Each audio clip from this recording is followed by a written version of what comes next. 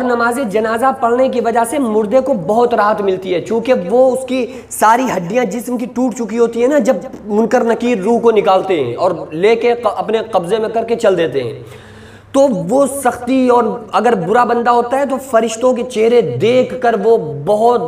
بےتاب اور پریشان ہو جاتا ہے۔ ابراہیم علیہ السلام نے کہا تھا نا ملک الموت سے کہ اے ملک الموت اپنا چہرہ دکھاؤ، تم اچھے لوگوں کے پاس جاتے ہو تو کس چہرے کے ساتھ جاتے ہو، وہ چہرہ مجھے بتاؤ۔ تو حضرت ملک الموت نے کہا ابراہیم علیہ السلام آپ اپنے منہ کو پھیر لیجئے۔ ابراہیم علیہ السلام نے منہ پھیرا تو جیسے ہی ادھر منہ کیا ہے نا تو حضرت ابراہیم علیہ السلام بڑا خوش ہوئے اور دیکھتے رہ گئے چہرہ، اور کہا کہ اے اللہ اگر تو لوگوں کے نیکیوں جنت نہ دے کے ملک الموت کا چہرہ دکھا دیتا تو ان کی عبادت و ریاضت کے لیے یہ صلہ ہی ان کے لیے کافی تھا۔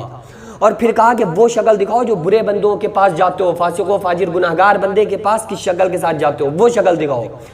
تو کہا چہرہ گھما لیجئے۔ ابراہیم علیہ السلام نے چہرہ گھمایا، پھر جب ملک الموت کی طرف کیا، اتنی ڈراؤنی شکل ملک الموت کی بن چکی تھی کہ آنکھیں نکل کے نیچے کو آ گئیں اور بری طریقے سے آنکھ سے آگ کے شعلے نکل لیں۔ ابراہیم علیہ السلام بے ہوش ہو گئے، 3 دن کے بعد ہوش میں آئے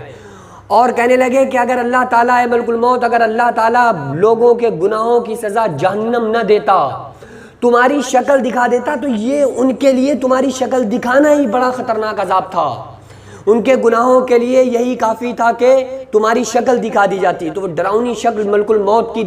برے بندے دیکھتے ہیں، بہت زیادہ پریشان ہوتے ہیں، ملک الموت کے اندر میں ان کی روح ہوتی ہے۔ اسی وجہ سے نماز جنازہ ہے۔ نماز جنازہ ہے کیا؟ دعا ہے، دعائے مغفرت، دعائے مغفرت کی جاتی ہے نا، دعائے مغفرت کرتے ہیں مردے کے لیے اتنے زیادہ لوگ مل کر، تو اسی وجہ سے ثواب بھی ہے جنازے کی نماز پڑھنے کا، کیونکہ مغفرت مردے کے لیے مغفرت کی دعا ہوتی ہے، اور اس وقت وہ روح اپنے نماز جنازہ جب ہوتی ہے تو وہ دیکھتی ہے اور یہ سمجھ رہی ہوتی ہے، محسوس کر رہی ہوتی ہے کہ ہاں ہمارے لیے دعائے مغفرت کی جا رہی ہے، جنازے کی نماز پڑھی جا رہی ہے، اس لیے ہماری تکلیف میں کچھ کمی ہو گئی، اور یہی سارا منظر اس کے سامنے ہوتا ہے اور وہ سب محسوس کر رہی ہوتی ہے روح۔ اور جب قبر کے اندر رکھ دیا جاتا ہے تو اس کے بعد آقا علیہ السلام نے کیا فرمایا کہ اس کے بعد کھڑے ہو کر وہاں قرآن کی تلاوت کرنا چاہیے اور فوراً نہیں آنا چاہیے، تاکہ وہ جو فرشتے جو قبر کے اندر آ کے سوال کریں تو تم کلمے کی تلقین کرو، تاکہ اس کی وجہ سے وہ مردہ فرشتوں کے جواب میں کھرا اترے، اور اس کے لیے دعائے مغفرت کیا کرو کھڑے ہو کر۔ آج کل یہ کوئی کرتا ہی نہیں ہے، فوراً قبرستان پہنچے، جا کر مردے کو کی تدفین کی اور بس 3 مٹھی ڈالی، منہا خلقناکم وفیہا نعیدکم ومنہا نخرجکم تارۃ اخری، اور فوراً نکل لیے، سارے لوگ ہی نکل جاتے ہیں۔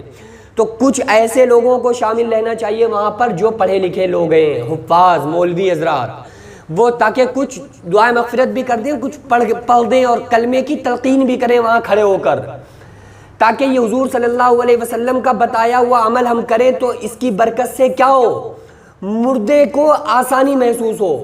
اور جو تیجے اور 40ویں میں جو 3 دن کے بعد قرآن ایصال ثواب کیا جاتا ہے نا، یہ اس 3 دن کے بعد کریں وہ ٹھیک ہے کریں، لیکن اس وقت بھی اس کے لیے جتنا ہو سکے اس وقت بھی اس کے لیے ایصال ثواب کرنا چاہیے کہ بھائی اس کو اس وقت زیادہ ضرورت ہے نا، وہ ابھی قبر کے اندر پہنچا ہے اور فرشتوں کی شکلیں اس نے دیکھی ہیں، ہڈیوں کو توڑا گیا ہے اور اب اس کے سامنے جنت اور جہنم کے نظارے آنے والے ہیں، تو اس کے لیے اس وقت اس کے لیے بہت زیادہ دعائے مغفرت کی اسے ضرورت ہوتی ہے۔ آقا علیہ السلام نے فرمایا مردہ سب سے زیادہ خوش جب ہوتا ہے جب اس کے ریلیشن عزیز و اقربا میں سے کوئی اس کے لیے دعائے مغفرت کر دے۔